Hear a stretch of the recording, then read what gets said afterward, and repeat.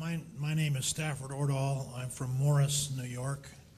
I was just wondering if the surprise could be coming from Disney, because it seems to me they've been coasting up until very recently on the efforts of a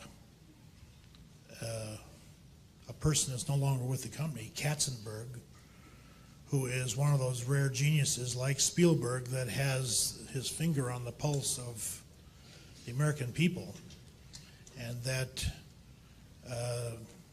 they don't come along every day, even in Hollywood. Yeah. It might be a very different company now that all of his efforts are, so to speak, out of the pipeline. Yeah. Have you finished or? Yes. Yeah. Katzenberg is a real talent. I would say that by far the most important person at Disney in the last 12 years or whatever it's been has been Michael Eisner. I mean, if you know him and what he has done in the business, there's no one. Frank Wells did a terrific job in conjunction with Eisner, but Eisner has been the Walt Disney, in effect, of his tenure. He knows the business. He loves the business. You know, he eats and lives and breathes it. And he has been, in my view, by far the most important factor in Disney's success. Now they face competition. The money is in, the big money is in the animated films and everything that revolves around that, because you go from films to parks to character merchandising and back, and I mean it's a circular sort of thing which feeds on itself. There's going to be plenty of competition in that. I mean they've you've seen what MCA and Universal's going to do in the parks in Florida, and you know what DreamWorks is going to do in animation, and now you've got new technology in animation, through Steve Jobs, and there's a lot of things going on in that field. So the question is, 10 years from now, what place in the mind, because it's a share of mind, it's not, they call it share of market, but it starts with share of mind, and what place in the mind of billions of children around the world and their parents does Disney itself have, and their characters,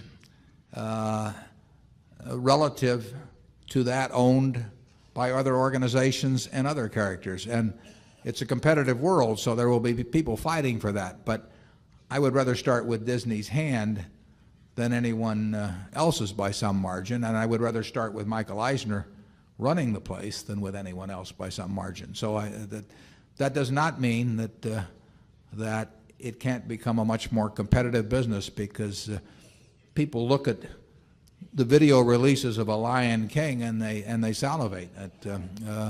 You sell 30 million copies of something at whatever it may be, $16 or $17, and you can figure out the manufacturing costs, and it gets your attention, and it gets your competitors' attention. But going back, if I thought the children of the world were going to want to be entertained 10 or 20 years from now, and I had my choice of betting on who is going to have a special place, if anyone has a special place in the minds of those kids and their parents, I think I would probably rather bet on Disney, and I would feel particularly good about betting on him if I had the guy who has done what Eisner has done over those years presiding in the future. Charlie?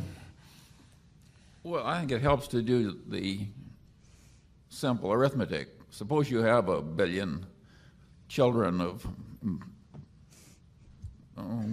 low middle income 20 years from now, and suppose you could make $10 per year per child after taxes from your position. It gets into very large numbers, and I don't know about your children and grandchildren, but mine want to see Disney. And they want to see it over and over and over again. They don't want to see Katzenberg. Well, I mean, in terms of the trade name. it's a pretty good trade name. I mean, when you think about names around the world, it's interesting that,